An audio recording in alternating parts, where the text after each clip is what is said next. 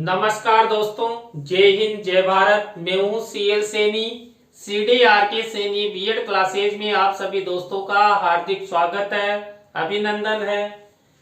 दोस्तों, हमारे द्वारा आप सभी के लिए पाठ योजना निर्माण कार्यक्रम चलाया जा रहा है, जिसके अंतर्गत आप द्वारा हमारे इस हेल्पलाइन नंबर पर आपके पाठ्यक्रम से रिलेटेड जो भी टॉपिक है, लेसन्स प्लान है, ये हमें सेंड किए जाते हैं। अंडर 15 दिन में हम उन्हें हमारे चैनल पर अपलोड करने का प्रयास करते हैं।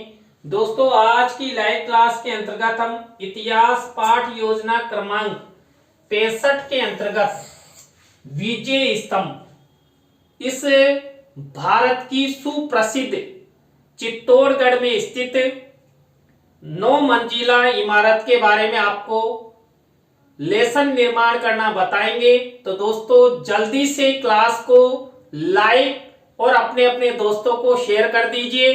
दोस्तों, बहुत ही शानदार आपके फाइनल लेसन हेतु, आलोचना पाठ हेतु बहुत ही अच्छा टॉपिक है। बिल्कुल ध्यान से देखिएगा कि इसका निर्माण हम कैसे करेंगे।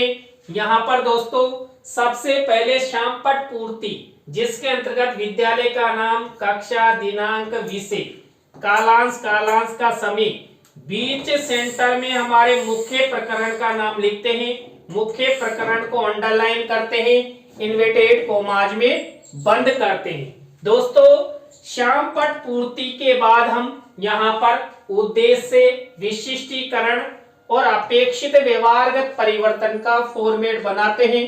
दोस्तों, यहाँ पर 6 उद्देश्य लेते हैं और उन उद्देश्यों के अनुसार विशिष्टीकरण बनाते हैं और उन्हीं के अनुसार अपेक्षित व्यवहारगत परिवर्तन बनाए जाते हैं। दोस्तों, यहाँ पर पहला उद्देश्य ज्ञान लिया जाता है और ज्ञान से रिलेटेड 1 से 2 विशिष्टीकरण और 2 से 3 अपेक्षित व्यवहारगत परिवर्तन हम अपनी दैनिक पाठ योजना डायरी, अपने फाइनल लेसन की डायरी या आलोचना पाठ डायरी में बनाते हैं। इसी तरह अवबोध उद्देश्य से रिलेटेड 1 से 2 विशिष्टीकरण और 2 से 3 अपेक्षित व्यवहारगत परिवर्तन हमारे द्वारा बनाए जाते हैं। इसी तरह दोस्तों, यहाँ पर ज्ञानोपयोग उद्देश्यों को लेते हुए 1 से 2 विशिष्टीकरण और इसी से रिलेटेड 2 से 3 अपेक्षित व्यवहारगत परिवर्तन बनाए जाते हैं। इसी तरह कौशल उद्देश्य से रिलेटेड 1 से 2 विशिष्टीकरण और 2 से 3 अपेक्षित व्यवहारगत परिवर्तन हम बनाते हैं। इसी तरह यहाँ पर दोस्तों, हम अभिरुचि उद्देश्य को लेते हुए 1 से 2 विशिष्टीकरण और 2 से 3 अपेक्षित व्यवहारगत परिवर्तन हम बनाते हैं। अभिवृत्ति उद्देश्य से रिलेटेड 1 से 2 विशिष्टीकरण और 2 से 3 अपेक्षित व्यवहारगत परिवर्तन हमारे द्वारा बनाए जाते हैं। दोस्तों, यहाँ पर 6 उद्देश्य, विशिष्टीकरण और अपेक्षित व्यवहारगत परिवर्तन के बाद हम कक्षा शिक्षण सहायक सामग्री का कॉलम बनाते हैं। कक्षा शिक्षण सहायक सामग्री 2 प्रकार की यूज करते हैं, यहाँ पर सामान्य और विशिष्ट। दोस्तों, सामान्य शिक्षण सहायक सामग्री तो हमें मार्केट में रेडीमेड मिल जाती है, लेकिन जो विशिष्ट शिक्षण सहायक सामग्री होती है, जिसके अंतर्गत हम चार्ट, चित्र, मॉडल, प्रतिकृति आदि का निर्माण करते हैं, उन्हें हमें बनाना होता है। तो इस लेसन में दोस्तों हम चार्ट और चित्र का प्रयोग करेंगे। दोस्तों, यदि आप इस टॉपिक को आलोचना पाठ या फाइनल लेसन हेतु प्रयोग कर रहे हैं, तो इस पर आप अच्छा मॉडल भी बना सकते हैं विजय स्तंभ का। बिल्कुल बहुत ही शानदार मॉडल बनेगा और फाइनल लेसन में भी आपके अच्छे अंक आएंगे। इसके बाद पूर्व ज्ञान का कॉलम आपको बनाना है। पूर्व ज्ञान के कॉलम के बाद आपको शिक्षण बिंदु का कॉलम बनाना है। दोस्तों, यहाँ पर जब इतिहास पाठ योजना का निर्माण किया जाता है, तो जो हमारा मुख्य प्रकरण होता है, हमारा यहाँ मुख्य प्रकरण है विजय स्तंभ। अब विजय स्तंभ से रिलेटेड 3 टीचिंग पॉइंट लेकर हम लेसन निर्माण करते हैं। तो हमने यहाँ पर पहला टीचिंग पॉइंट लिया है विजय स्तंभ का सामान्य परिचय। दूसरा टीचिंग पॉइंट लिया है विजय स्तंभ का ऐतिहासिक महत्व। थर्ड नंबर का टीचिंग पॉइंट लिया है विजय स्तंभ की वास्तुकला। इस तरह हम ये 3 टीचिंग पॉइंट आधारित लेसन निर्माण करना आपको बताएंगे। इसके बाद शिक्षण विधि प्रविधि का कॉलम बनाते हैं दोस्तों। यहाँ पर प्रश्नोत्तर विधि, व्याख्यान विधि और प्रदर्शन विधि का प्रयोग इस लेसन प्लान के प्रेजेंटेशन में किया जाएगा। दोस्तों यहाँ पर जब हम प्रश्नोत्तर निर्माण करते हैं, प्रश्नोत्तरों का वितरण करते हैं, तो प्रश्नोत्तर विधि का प्रयोग किया जाता है। और जहां पर भी हम किसी टॉपिक से रिलेटेड व्याख्यान करते हैं, बताते हैं, तो व्याख्यान विधि का, और चार्ट चित्र मॉडल प्रदर्शन में हम प्रदर्शन विधि का प्रयोग करते हैं दोस्तों। इसके बाद हमारा मुख्य लेसन प्लान शुरू होता है। दोस्तों हमारे मुख्य लेसन प्लान का पहला शिक्षण बिंदु, पहला सोपान, पहली स्टेप होती है प्रस्तावना। इस प्रस्तावना जिसे हम इंट्रोडक्शन कहते हैं, यहाँ पर हम 3 से 5 प्रस्तावना के प्रश्न बनाते हैं। अंतिम प्रश्न समस्यात्मक होता है। यहाँ पर सरल से कठिन की ओर शिक्षण सूत्र पर आधारित ये प्रश्न होते हैं। यहाँ पर जो प्रश्न बनाए जाते हैं इनमें आपस में तारतम्यता होती है, अर्थात उत्तरों से ही प्रश्न बनाए जाते हैं। छात्र छात्राओं के पूर्व ज्ञान पर आधारित होते हैं, सरल होते हैं, संक्षिप्त होते हैं और ऐसे प्रश्न बनाए जाते हैं जिनका उत्तर छात्र छात्रा आसानी के साथ दे सके। देखिए यहाँ पर मैंने विजय स्तंभ इस मुख्य प्रकरण पर प्रस्तावना के प्रश्न कैसे बनाए। पहला प्रश्न देखिए, भारत का क्षेत्रफल की दृष्टि से सबसे बड़ा राज्य कौन सा है? आंसर मिला राजस्थान। अब दोस्तों यहाँ पर मैंने आपको तारतम्यता वाला विषय बताया था, तो इसी उत्तर से हमारा नेक्स्ट प्रश्न बनेगा, राजस्थान में झीलों की नगरी के नाम से किस जिले को जाना जाता है? तो उदयपुर को झीलों की नगरी कहा जाता है। अब इसी उत्तर से हमारा नेक्स्ट प्रश्न बनेगा, रियासत काल में उदयपुर का संबंध राजस्थान की किस रियासत से था? तो ये संबंध था मेवाड़ से। उदयपुर को ही मेवाड़ कहा जाता था। अब इसी उत्तर से हमारा नेक्स्ट प्रश्न बनेगा, मेवाड़ की राजधानी चित्तौड़गढ़ में राणा कुंभा द्वारा विजय के उपलक्ष्य में बनाए गए स्तंभ का क्या नाम है? तो ये विजय स्तंभ। अब इसी उत्तर से हमारा नेक्स्ट प्रश्न बनेगा, विजय स्तंभ के बारे में आप सब क्या क्या जानते हैं? तो दोस्तों मैंने आपको बताया था अंतिम प्रश्न समस्यात्मक होना चाहिए, तो अंतिम प्रश्न समस्यात्मक है। देखिए यहाँ पर तारतम्यता है, जिग-जैग है, सरल से कठिन की ओर शिक्षण सूत्र का प्रयोग किया गया है। यहाँ पर ऐसे प्रश्न लिए गए हैं जिनका उत्तर छात्र छात्रा आसानी के साथ दे सकते हैं। प्रस्तावना के बाद हमारी सेकंड स्टेप आती है उद्देश्य कथन की। दोस्तों यहाँ पर इस उद्देश्य कथन के अंतर्गत हम क्या करते हैं, मुख्य प्रकरण की सूचना छात्र छात्राओं को देते हैं और इसके प्रेजेंटेशन के समय शाम पट पर हमारे मुख्य प्रकरण का नाम लिखते हैं। यहाँ पर उद्देश्य कथन करते हुए मुख्य प्रकरण का नाम लिखा जाएगा। तो यहाँ पर उद्देश्य कथन किया गया है, बच्चों आज हम सब विजय स्तंभ की सामान्य जानकारी, ऐतिहासिक महत्व वो वास्तुकला के बारे में विस्तार पूर्वक अध्ययन करेंगे। तो दोस्तों आप सब बने रहें हमारे साथ, हमारे इस चैनल के साथ, और जल्दी से हमारी इस क्लास को लाइक कर दीजिए। और यदि आप हमारे चैनल पर पहली बार हैं या अभी तक आपने हमारे चैनल को सब्सक्राइब नहीं किया है, तो जल्दी से चैनल को सब्सक्राइब करें और अपने अपने दोस्तों को भी जरूर बताएं। तो प्रस्तावना उद्देश्य कथन के बाद हमारी नेक्स्ट स्टेप आती है लेसन प्रेजेंटेशन, पाठ प्रस्तुतिकरण की। इस पाठ प्रस्तुतिकरण में ही मैंने आपको जो 3 टीचिंग पॉइंट बताए थे उनका प्रयोग किया जाएगा। तो हमारा दोस्तों पहला टीचिंग पॉइंट है विजय स्तंभ की सामान्य जानकारी। अब दोस्तों इसी टीचिंग पॉइंट के विकास है तो विकासात्मक प्रश्न उत्तर पूछे जाएंगे। तो यहाँ पर देखिए विजय स्तंभ की सामान्य जानकारी से रिलेटेड ये विकासात्मक प्रश्न उत्तर है। आपको इसी तरह इसी फॉर्मेट का यूज करते हुए ये विकासात्मक प्रश्न बनाना है। अब इसी टीचिंग पॉइंट से रिलेटेड हम क्या करेंगे, छात्र अध्यापक छात्र अध्यापिका कथन करेंगे।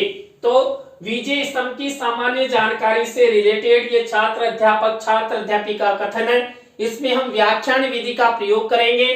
अब दोस्तों इसी विषय वस्तु में से कोई मुख्य शब्द, सेंटेंस या परिभाषा है जिसको हम श्यामपट्ट की सहायता से छात्र छात्राओं को समझाना चाहते हैं। ऐसे शब्दों, सेंटेंसों या परिभाषाओं को श्यामपट्ट कार्य वाले कॉलम में यहाँ पर ब्लैक शीट का निर्माण करते हुए सिल्वर कलर के पेन से लिख देते हैं। और दोस्तों, यदि आप इस टीचिंग पॉइंट या इस विषय वस्तु से रिलेटेड छात्र छात्राओं को चार्ट, चित्र, मॉडल प्रतिकृति दिखाना चाहते हैं तो उसका एक छोटा सा मिनीचर शिक्षण सहायक सामग्री के कॉलम में इस तरह मिनीचर के रूप में आपको लगाना होगा। दोस्तों, यहाँ पर देखिए विजय स्तंभ का एक मिनीचर मैंने यहाँ पर पेस्ट किया है, चस्पा किया है।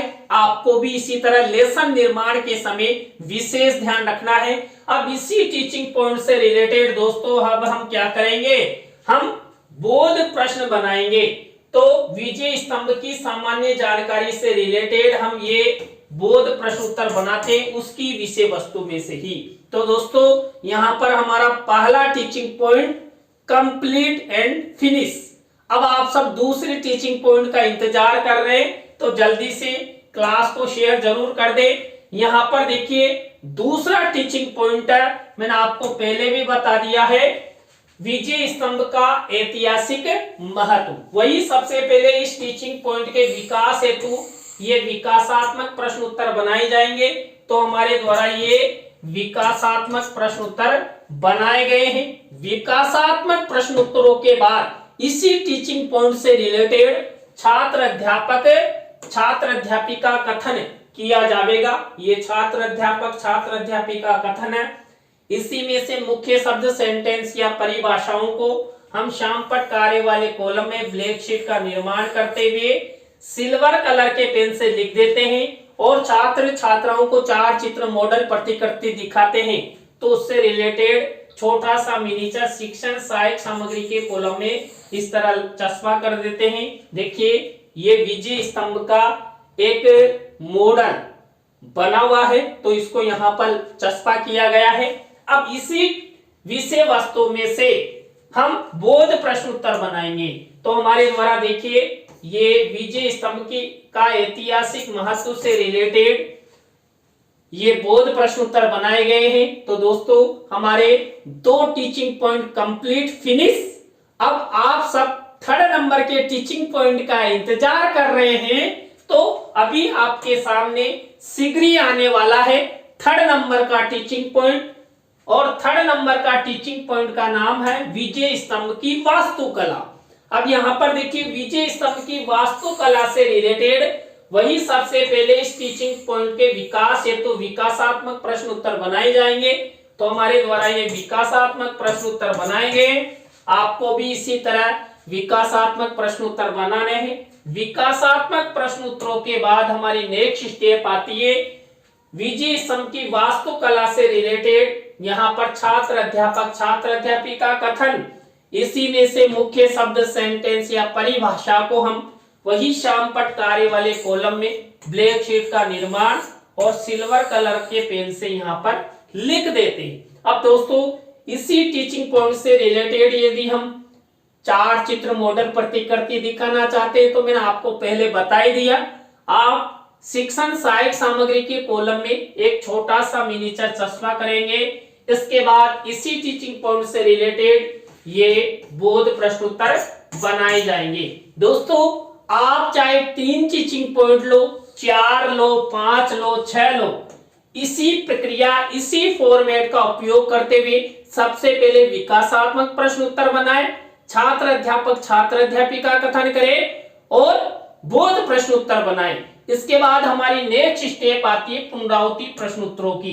दोस्तों हमने जो 3 टीचिंग पॉइंट लिए थे उन्हीं के आधार पर उन्हीं की विषय वस्तु में से ये पुनरावृत्ति प्रश्न उत्तर बनाए जाते हैं। तो आपको भी इसी तरह ये पुनरावृत्ति प्रश्न उत्तर बनाने हैं। इसके बाद हमारी नेक्स्ट स्टेप आती है दोस्तों किसकी, मूल्यांकन प्रश्नों की। दोस्तों मूल्यांकन प्रश्नों के बारे में मैंने आपको कई बार हर लेसन प्लान में बताया है कि किस तरह के प्रश्न होंगे, कितने प्रश्न लेने हैं। तो दोस्तों आपको फिर से मैं रिपीट कर देता हूं, यहाँ पर हम 3 तरह के प्रश्न बनाते हैं। 3 तरह के प्रश्नों में हम क्या करते हैं, 2-2 प्रश्न लेते हुए कुल मिलाकर 6 प्रश्नों का निर्माण हमारे द्वारा इस ब्लैक शीट का निर्माण करते हुए सिल्वर कलर के पेन से बनाए जाते हैं। देखिए यहाँ पर 2 प्रश्न वस्तुनिष्ठ, 2 प्रश्न रिक्त स्थानों से रिलेटेड और 2 प्रश्न एक पंक्ति में उत्तर दीजिए इससे रिलेटेड। इस तरह आपको ये मूल्यांकन प्रश्न बनाने हैं। मूल्यांकन प्रश्नों के बाद हमारी नेक्स्ट स्टेप आती है गृह कार्य की। दोस्तों यहाँ पर गृह कार्य की जो स्टेप है, यहाँ पर हम एक निबंधात्मक प्रश्न उत्तर छात्र छात्राओं को दे देते हैं। तो दोस्तों आज की लाइव क्लास के अंतर्गत हम इतिहास पाठ योजना क्रमांक 65 के अंतर्गत हमने आपको विजय स्तंभ जो महाराणा कुंभा द्वारा चित्तौड़गढ़ में बनाया गया 9 मंजिला इमारत है और भारत नहीं पूरे वर्ल्ड में प्रसिद्ध है, उसकी वास्तुकला प्रसिद्ध है। तो आपको आज का लेसन प्लान कैसा लगा कमेंट्स में हमें जरूर बताएं। और दोस्तों आप भी चाहते हैं कि सैनी सर द्वारा हमारे लेसन प्लान बनाए जाए तो आप हमारे इस हेल्पलाइन नंबर पर हमसे जरूर कांटेक्ट करें। यहां पर आप कांटेक्ट करेंगे तभी आपके लेसन प्लान हमारे चैनल पर अपलोड किए जाएंगे। तो दोस्तों आज के लिए बस इतना ही। न्यू लेसन प्लान की लाइव क्लास के साथ हम आपसे फिर मिलेंगे CDRK Saini BEd classes YouTube channel पर। जय हिंद, जय भारत, थैंक यू।